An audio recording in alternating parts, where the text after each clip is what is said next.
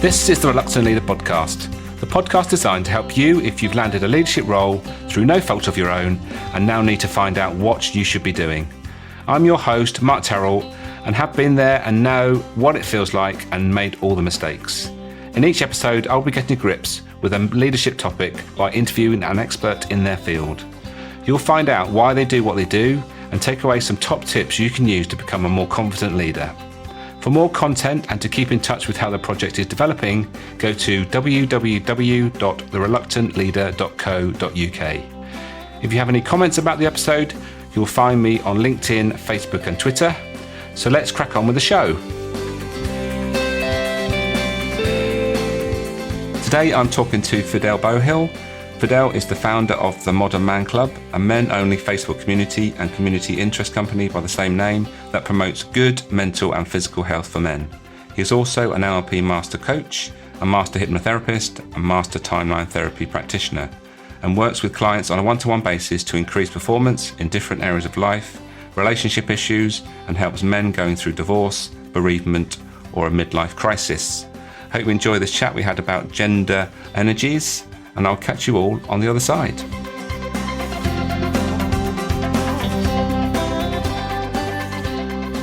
So Fidel, welcome to the Reluctant Leader podcast.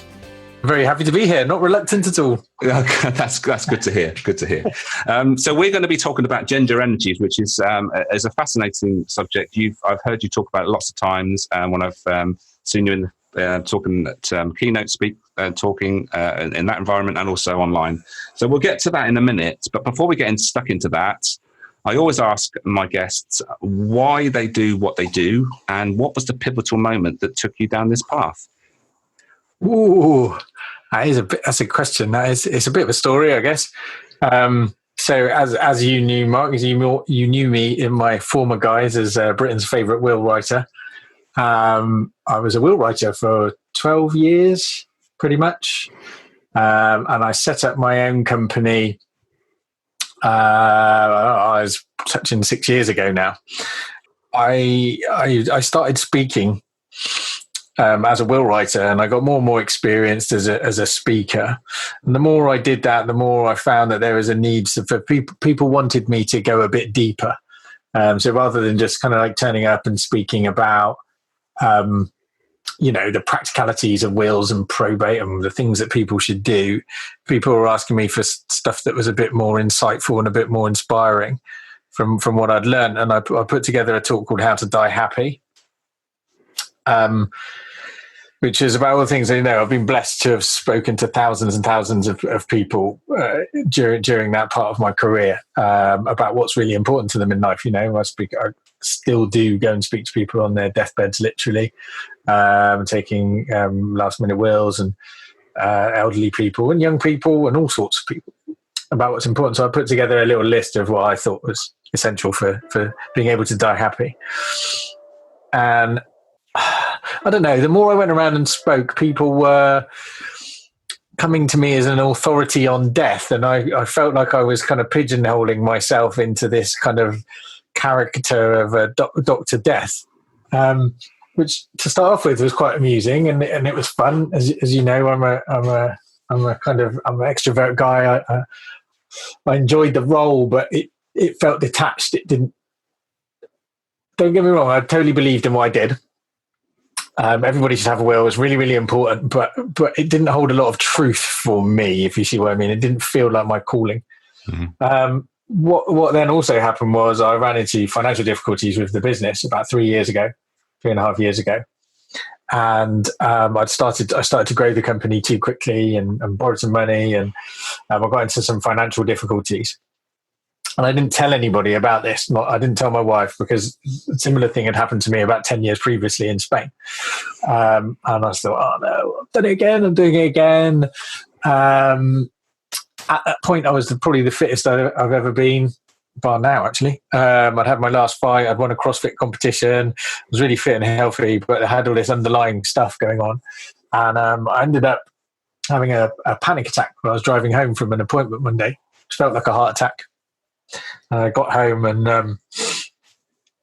the kids called an ambulance and everything else like that. And I ended up in hospital And it was basically sort of speaking to the doctor and doing my own sort of research afterwards. I found that not talking about what was going on had caused a buildup of internal stress, which had physical outcomes for me, which was something I didn't really understand or know about before. I then went and had some hypnotherapy to try and to help myself through the process, and to also try and deal with the mindset issues that I was having that had created those two problems in my businesses. Prior to that, I'd kind of like started getting worried and scared about myself, and had some limiting beliefs and things like that. So I went and had some hypnotherapy, which was a life-changing experience for me. It really opened up the neural pathways between my unconscious and my conscious mind.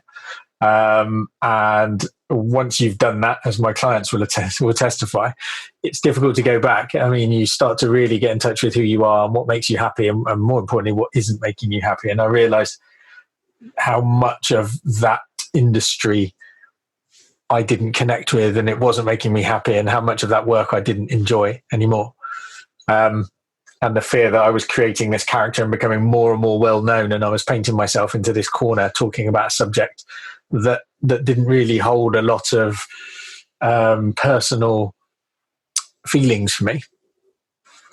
And more people wanting to know more about me, and I think a lot of my story wasn't really compatible with working in that industry, the legal industry. So much of my business came from financial advisors and things like that, and so talking about me sort of not being very good at business and having some troubles and stuff like that wasn't really compatible with the company I was running.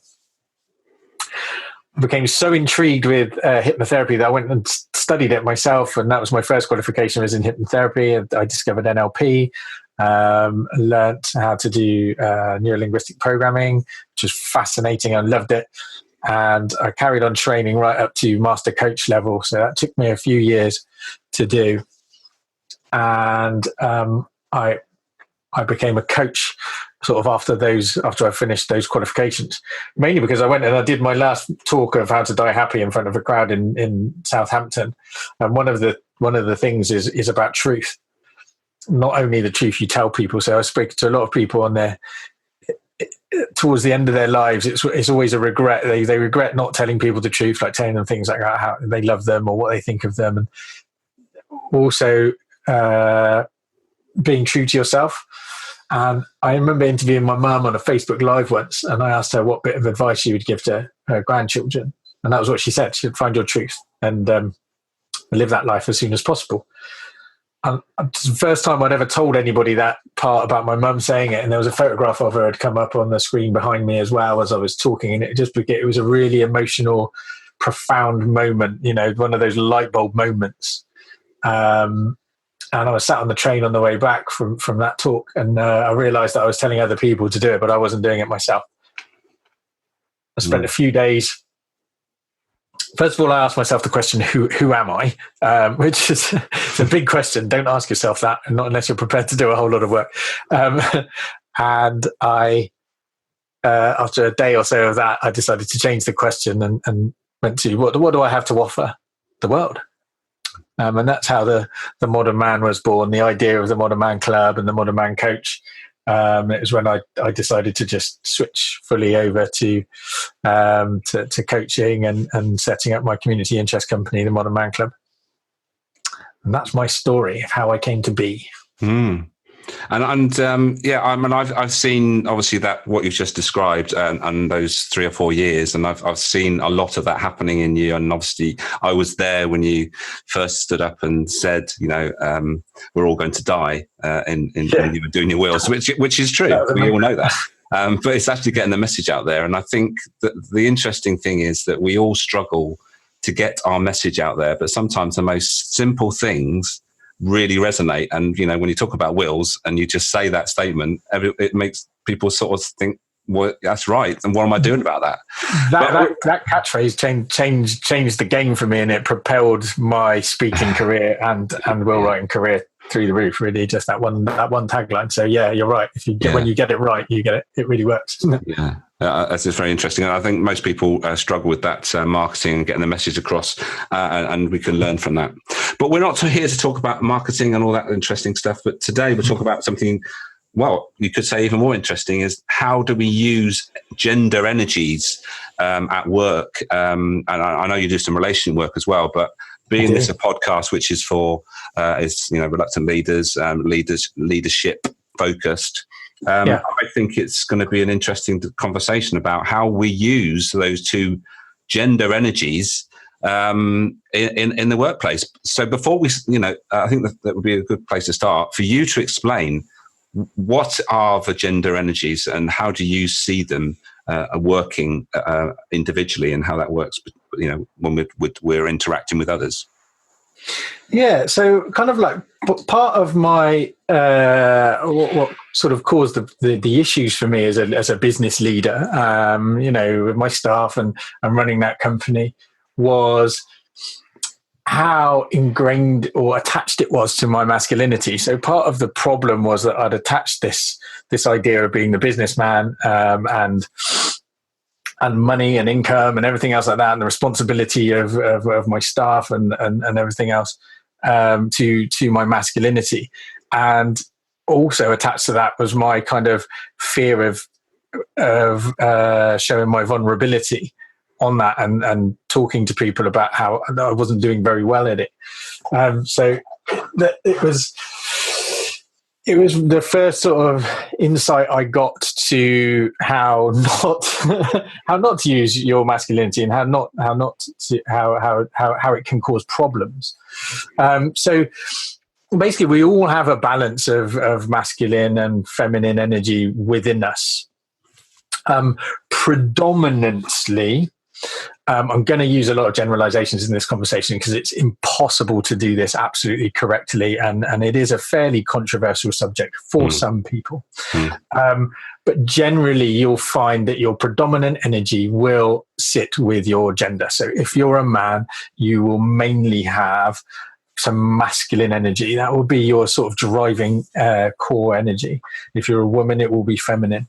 And what we've got at the moment is, for our generation, a bit of confusion about, we've kind of disconnected from both of those. The messaging for our generation has been for men to kind of become a little bit more feminine, and for women to become a bit more masculine, especially in the workplace, especially for women, and especially for female leaders. The impact that that's having is we've got a lot of tired women out there that are coming into to work, and they're putting on their masculine suit of armor. They're being very decisive. They're running companies with great skill and dexterity and everything else like that.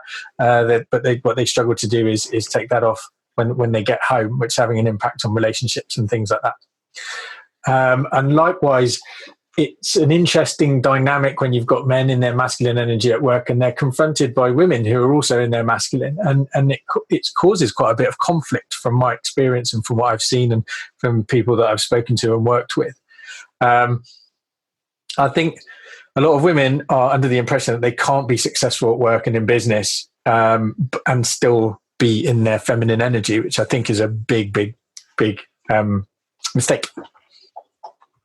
Probably the most important bit of this conversation, I think, is that element there. Women not being shown or having a full understanding of how to be powerful and in their feminine energy in the workplace and in business. I think they're missing a trick, the ones that don't. Yeah. So I suppose what we're talking about here is almost a little bit about the stereotypical sort of what a man is and what a woman is.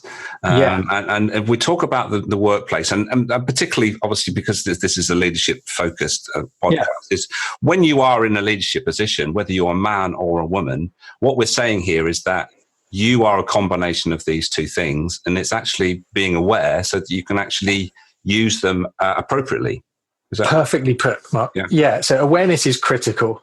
So really, some of the fundamental things about masculine energy is about being decisive. It is about leadership with compassion and with thought. But those are the kind of real powerful sort of masculine energies. And women will need those in business for sure. And there will be many, many times when they will need to be in their masculine energy. Likewise, you've got things like compassion and empathy and caring and those sort of traits which are more feminine, which in the modern workplace, certainly in England, in Britain, there's a real need for those. I mean, that's what our industries are all about now. They're all about communication. They're all about sort of networking and stuff like that. And they, gone are the days where we, it's not the 80s anymore. It's also not the industrial era where we need to be full on sort of masculine men that are out, trumping everybody in business and that isn't so competitive and stuff like that anymore. Actually, what's needed to be successful these days is a much more nurturing and considerate attitude. So both men and women are having to learn to flow between the two energies in order to be a complete leader, I think. Yeah, and I've just written down a word called the word is diversity, and it's and I've come across people that are working in that sphere. It's encouraging more women into, especially those senior roles. And it can only be because we need a mixture of these energies, because if we don't, then there's something lacking, and it's just not balanced, is it?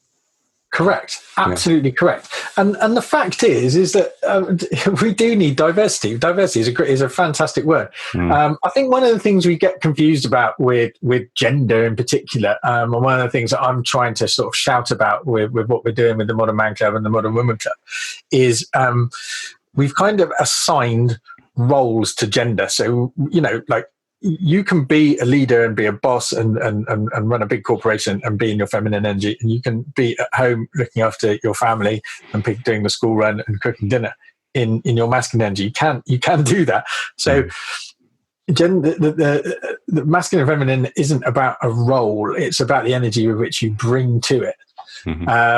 And certainly in leadership, right at the top of the tree, you have to be able to kind of do both. And so there is no reason why there should be any imbalance of men and women. There just shouldn't be. Guys at the top really need to know how to get in touch with their feminine energy, and women at the top will have to have been in their masculine energy to have got there in the first place. So, it's interesting. It'd be very, very interesting to watch this unfold as people twig on. Yes, and that's the reason why we're talking, because it's such an interesting thing, and like you said, it's slightly controversial. Some people will think, we're being some sort of sexist in some way, but it's not about that. It's about actually, it's individually understanding that we can come from a different place, whether we're coming from whichever energy, and that's what's intriguing to me. And you talk about, let's just flip it a little bit to relationships. It's, and I've heard you talk about, men that, have attracted their partner from being from that masculine energy, but then when the relationship develops and, later on, what's lost is that masculine energy. They've sort of almost like defaulted to more of the female energy, and that's what's when they lose their spark, which is I think you've sort of hit on something there that's really relevant. It is, and that's a bit when I start talking about that in to an audience, I get so many women and a few guys come up to me and goes, you just described our relationship. But what tends to happen is guys in their masculine energy will attract women. Women that are core attracted to a masculine energy for lots and lots of reasons that we won't go into. But then what happens is, we've got a generation of women who have been brought up to understand what they want and be able to go and get it and to ask for it. And guys naturally, once we enter into a relationship, will want to kind of please and serve the woman in it. But then what happens is, so women then start asking for what they want, and men then try and do it for them. And then they'll lose the ability to be decisive and to lead their sort of family unit and to lead the couple. And certainly if they do it and then they get it wrong and they get chastised, they'll retreat back into their feminine energy and be more sort of pliable and everything else like that. And the woman will have come home from work and still be doing the masculine role within the family as well, which can lead to them being really, really tired and exhausted. And that's common. The women that I do work with, these are the women that I work with on a personal level. I get a lot of women coming up to me afterwards and wanting to understand how to take off that masculine armor when they get home from work and their leadership roles, to be able to step into their feminine energy at home. And if you only need to work with one part of a couple for it to completely change, because it's a polarity. So it's like two opposing things on a magnet. When you put them together, if you get them the wrong way around, they'll push away from each other. But if you get them the right way around, they're attracted. And so if one of you starts acting in that role, if the woman starts acting in her becoming more feminine when she gets home, the man will naturally step into his masculine energy. It just happens. And I've worked with so many clients now on that, and to watch it happen is still quite magical. Actually, it's really cool. In the workplace, though, it's the opposite, and I think I've seen it in the sort of corporate environments where women in their masculine energy, if they are sort of overly sort of aggressive and stuff like that, again, this is all happening on a subconscious level. A lot of us aren't doing this consciously. It's not something we're doing deliberately. It's almost that polarity then comes into the workplace, but you're opposing each other, and that causes rifts. It causes rifts, and it can cause problems for leaders. So again, men and women need to know when and where to step in and step out of the different energies to try and minimize conflict at work. And it's tricky, isn't it? It's tricky. Once you think about this, you think, okay, typically when you talk about, a board of directors that, has and in 2019, it's still predominantly male orientated. Yeah. And when you think about women that have trouble getting onto the board, it's almost like you need to introduce this concept to the board that's maybe already male dominated and say, look, these are the reasons why you need some male and female influence here, because you are coming at it always from this male orientated stereotypical energy, and what you're going to gain is actually you're going to gain some other energy which is good for you as a group, but also you'll get other influences which will mean that influence will be hopefully felt across the business in a bigger way, and I think without a shadow of a doubt, it's complementary. When you get both energies in a family or in a business, then that's what it's supposed to be. It's the yin and yang, isn't it? Yeah. But it's crucial that then when women get there, that they understand that that's the difference that they're bringing. The idea isn't that they come and bring more of the same masculine energy. The idea is that they come and they bring the feminine with them, and that's what will make the difference. Does that make sense? That's a really important point to bring across, because I think what tends to happen is women, they fight and fight and fight to get there, and then when they arrive, they stay in the masculine energy, and that isn't bringing what the full amount of difference that they can do.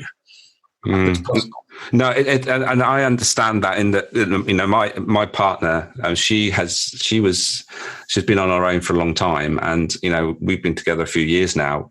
And what she's actually had to have that energy, and she's got to take charge and be in that element. And what she struggles with, probably more than what I wanted to, is actually releasing it and allow me to be that. Yes. That male influence, which she hasn't really had for a long time, and it's that it feels a little bit uncomfortable, but it's something that you just got to accept, isn't it?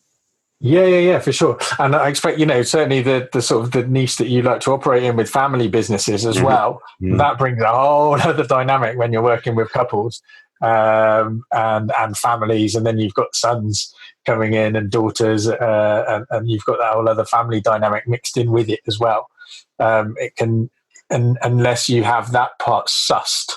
And do you know what, though? It's true. When I look at successful family businesses, and certainly couples who are in business together, they always have that bit nailed. They always have that bit nailed. It's really, really interesting to see. Yeah. I want to go back to my family retail business. My mum had a clear role and my dad had a clear role, and they were very much gender specific. That's for sure. Yeah. Very much. My mum was doing the nurturing bit, and my dad was doing the sort of directing bit. Yeah. That's just looking back, it's quite interesting. And we're talking about stereotypical sort of roles here, but the thing is, we need a bit of that, don't we? Otherwise it gets a bit, it doesn't feel comfortable. The problem has become that we have almost seen one as being more important than the other, which is nonsense. We've kind of looked at this masculine role because it is part of sort of being leading and deciding. I'm going to use the example of tango dancing, okay? Because it's a really good visual idea. So when you dance, or any kind of like ballroom dancing or couples dancing, it's the same. The man will lead, okay, but he can only do that if with permission, okay. So the feminine energy can always muck it up if she wanted to, or if she doesn't trust and have faith in the man, he's not going to tread on her toes and he's not going to drop her. So the masculine has to show up, and has to show up properly, and has to show up with confidence and skill and dexterity. But the feminine still has to allow it to happen. So you can ask yourself there, really, where is the power? The masculine doesn't work without permission. Otherwise it becomes toxic, and that's when it's bad, because then it becomes force, and dominance, rather than leadership with thoughtfulness and compassion. Becomes something completely different. So if the feminine allows him to do it, that's where the power really is, in my eyes. But you have that yin and yang thing, where then what you end up with is a beautiful dance and everybody wins. So rather than it being about, a constant challenge and a this one is better than that, we always talk in teams that every member of the team is just as important. The striker might stick the goal in, but on a football team, but they'll be stuffed if they don't have a goalkeeper, right? Every single team, every part of a team is just as important, and certainly if in a sort of masculine and feminine sense, both roles are absolutely imperative and need to be played kind of properly and in their fullness for it to work. Yeah, I love that tango analogy, because I've done that, and I was thrown into a situation where I was quite new to it. I've just stepped up from basic into what they called intermediate, and I then suddenly had females that had been dancing for years, and I've been dancing for 6 months, and I had to take the lead.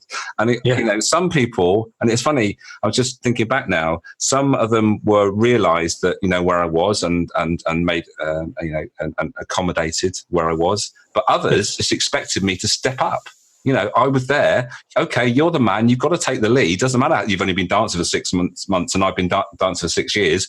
It's your decision to make. You've got to take that step and take that role. And it was tricky. So and that's a great way of framing it. And hopefully, people notice the difference. You see, that's the supportive feminine that's going to support you and nurture you and allow you to do it at your own pace and speed and trust you to your level. The dance is always going to be better, isn't it, than the one that's kind of challenging you? Again, it depends who you are. It depends what kind of leader you are. But some people are going to react better to that, and other people are going to react better to that sort of more challenging, expecting kind of role. But either way, the women have to allow you to do it, or the feminine does, doesn't it? Yeah. And we're naturally we're either overly supportive or overly challenging, and you could say that men are more challenging than women, but that's questionable, and obviously we're not making assumptions here. That's the masculine and feminine is like the top line. Underneath it, again, I'm just putting together all my sort of body of work at the moment, which looks at the different archetypes that are underneath both of those. So there are different expressions of masculinity. You may have read the book King, Warrior, Lover, Wizard. So there are different ways of expressing it that kind of encompass different personality types within that, and how we lead and how we perform those kind of duties. But it doesn't detract from the masculinity of it. No. Sadly, the time is running out, and it's been fascinating. I could talk about this so long, and I think it's some people will be listening to this, and hopefully they've see where we're coming from with this. We're not trying to put people in a box. It's about understanding that those energies are going on, and if we could use them more effectively for better outcomes, then all is good for everyone and gets to a win-win. But just to sum up then, as I always do with my guests, is how can we leave our listeners with some top tips? I normally say three top tips to take away from listening to the last 30 minutes, how they can use this information in the work environment. I guess that would be the ideal thing. Yep. Okay. So obviously this is tricky. This is the ultimate kind of discussion that blends personal life and business life. Yeah. So my kind of three top tips. First of all is physical. Taking care of your body and being healthy and fit really, really encourages both masculine and feminine energy. Okay. So taking care, when your body is healthy and fit, you will resonate with your natural energy a lot better. Okay. So that's my first top tip. Do exercise and eat well, drink water. Second time is to take time out to be in your energy, to think about it, to feel what makes you feel masculine. Like we all know, we all have an innate sense of when we feel manly and when we feel feminine. So just kind of like take some time out and increase your awareness of when those times are. Really practice. And that's my third tip, is to practice. So once you know this, is to practice at home and talk about it with your partner or with the men and women in your life, in your private life, and ask them to kind of to point it out to you when you are in your masculine or feminine, and start to get an understanding of it at home first, so that you can learn how to switch in between at home, which you can then bring into the workplace and into your leadership role. Brilliant stuff. And I think that's the important thing what you finished off there, is that, we can't really keep our home life and business work life separate, because they are interwoven, and it's actually understanding that and using this information in both contexts, which is, a win-win in both respects. Well, thank you for your time today. I really appreciate it, and I'm sure there's some great takeaways there, and some high value as always. Just what I expected from you, Fidel, and hopefully we'll get another opportunity to think or chat about another subject in the future. But for now, thank you, and I will hopefully see you again soon. Thanks, Mark.